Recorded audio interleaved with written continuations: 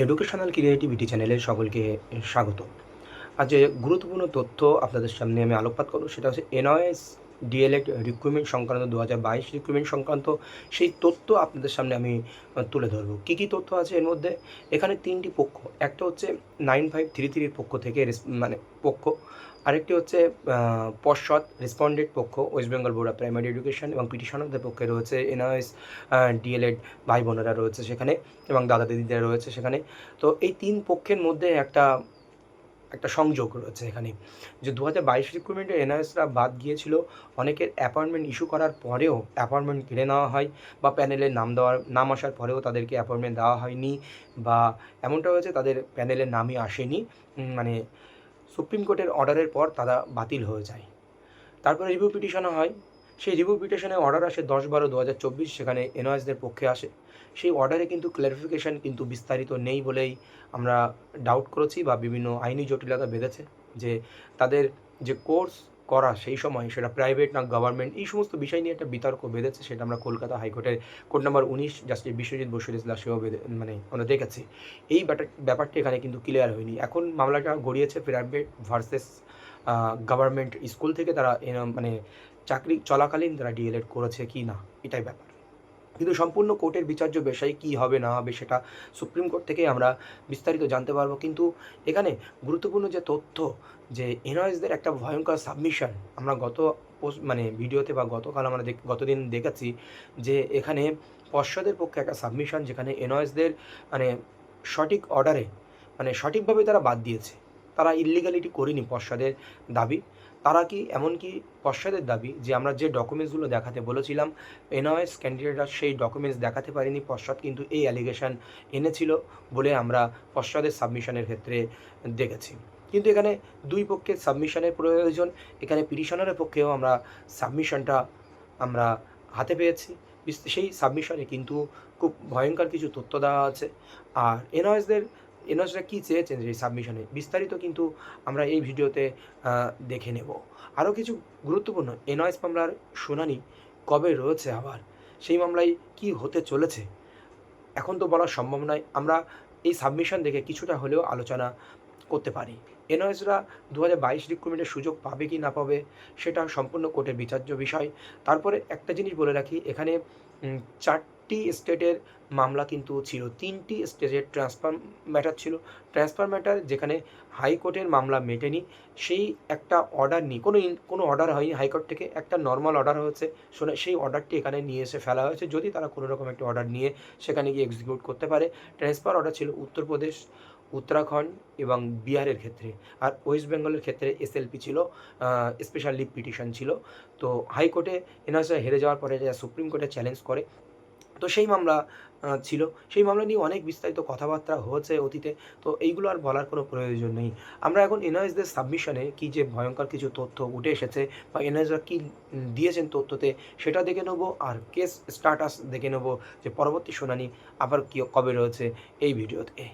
চলুন দেখুন, আমি বলেছি একটু আগেই ট্রান্সফার পিটিশন উত্তরপ্রদেশ আর বিহারের ক্ষেত্রে article 139A/1 and article 142 of the constitution of India 139 142 article অনুযায়ী এটা ট্রান্সফার পিটিশন উত্তরপ্রদেশ এবং বিহারের ক্ষেত্রে, ট্রান্সফার পিটিশন উত্তরাখণ্ডের ক্ষেত্রে আর ওয়েস্ট বেঙ্গলের ক্ষেত্রে শুধুমাত্র special leave petition SLP.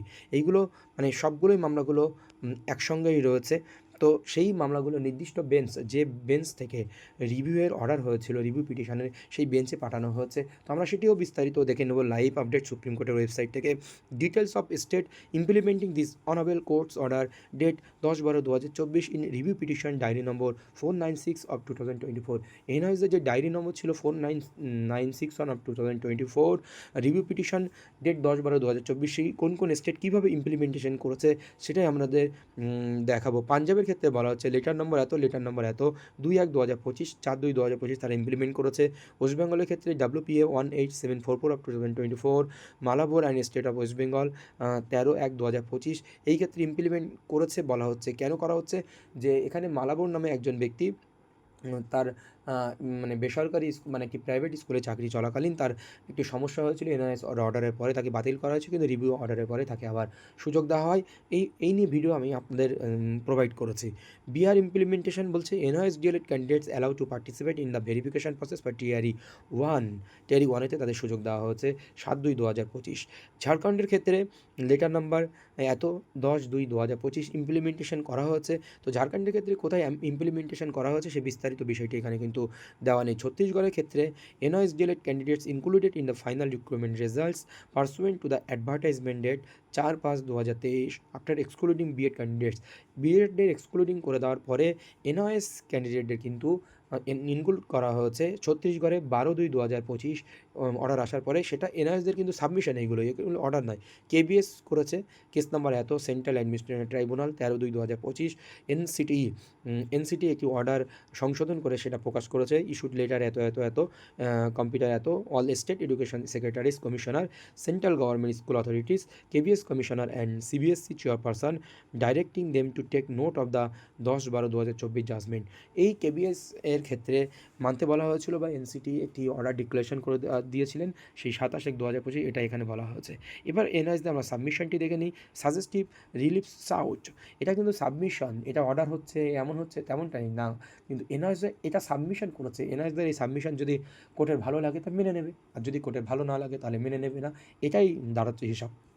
Any recruitment initiated post 28/11/2023 2023-এর 28/11 পরে যে সমস্ত রিক্রুটমেন্ট শুরু হয়েছিল, primary school teacher must be reopen করা উচিত to implement honourable supreme court order date 10/12/2024। Supreme কোর্টে যে 10/12/2024 যে রিভিউ অর্ডার হয়েছিল সেই অর্ডারের উপরে ভিত্তি করে ইমপ্লিমেন্ট করার কথা বলা হচ্ছে। By giving the opportunity to applicants and petitioner to apply by ensuring and equal opportunity for them, তাদেরকে সমান অধিকার দেওয়ার কথা বলা হচ্ছে। Any ongoing recruitment process as on 28/11/2023 28/11/2023 অনুযায়ী কোনো যদি অনগোয়িং রিক্রুটমেন্ট থাকে, হয় merit list of prepared merit list প্রস্তুত হয়ে গেছে, deserve to now be reopen, সেটা অবশ্যই রিওপেন করার ডিজার্ভ করে এখন। And fresh merit list should B প্রিপার্ড, fresh একটি মেরিট লিস্ট প্রস্তুত করা উচিত by including the applicants before the honourable কোর্টের অর্ডারের পর অ্যাপ্লিক্যান্টদের দিয়ে একটা ফ্রেশ মেরিট লিস্ট প্রকাশিত করার জন্য বা সব কিছু রিওপেন করার জন্য ডিজার্ভ করে। The letters which excluded NIS DElEd, যে লেটারের ভিত্তিতে এনআইএস ডিএলএডকে এক্সক্লুডেড করে দেওয়া হয়েছিল candidate from the state recruitment process থেকে, must be revoke forthwith and be rendered null and void from the date of publication as in the teeth of honourable supreme court order date 10/12/2024। এখানে যেহেতু supreme কোর্টের মানে দংশন আছে, মানে supreme court হস্তক্ষেপ করেছে 10/12/2024 অর্ডারে, সেহেতু যে এক্সক্লুডেড করা যে অর্ডারটি সেটা রিভোক করা উচিত, তুলে নেওয়া উচিত, বা তাদেরকে যে খালি হাতে ফিরিয়ে দেওয়া হয়েছিল সেটাকে সুযোগ দেওয়া উচিত, এমনটাই বলা হচ্ছে। Where joining letter or issued NIS DLA candidates and subsequently withdrawn, this letter must be reinstated forthwith। যে জয়নিং লেটার ইস্যু করা হয়েছিল সেগুলো তুলে নেওয়া হয়েছিল, সেগুলো তাদেরকে আবার দেওয়া উচিত। However, counseling have been conducted post 28/11/2023 and applicants are not included। 28/11/2023 পরে যে কাউন্সিলিং কন্ডাক্টেড হয়েছিল সেখানে অ্যাপ্লিক্যান্টস আর নট ইনক্লুডেড, অ্যাপ্লিক্যান্টকে ইনক্লুড করা হয়নি। The merit list will have to be redrawn by including the applicants হিয়ারইন।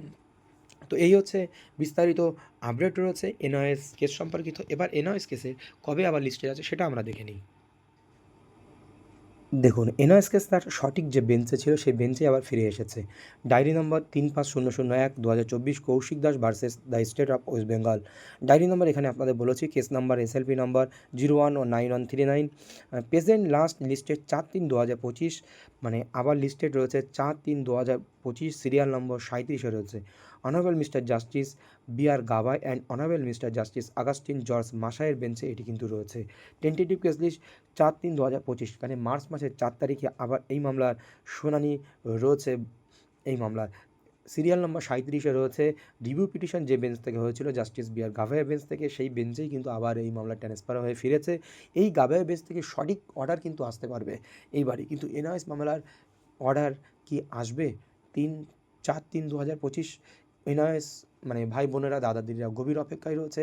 এদিকে 9533 যারা এনআইএসদের বিরুদ্ধে সাবমিশন করেছেন তারাও গভীর অপেক্ষায় রয়েছে, যেন আমাদের প্যানেলে কোনো ক্ষতি না হয়। তারা অলরেডি 1 বছর অতিক্রান্ত করেছে চাকরিতে। এই হচ্ছে দ্বন্দ্বের মধ্যে রয়েছে, এখন কোর্টে কী হয় আমরা জানতে পারবো। এই হচ্ছে update. Code number 2, honourable justice B R Gavai and honourable mister justice Augustine জস মাসায়ের বেঞ্চ, টাইম 10টা 30 AM।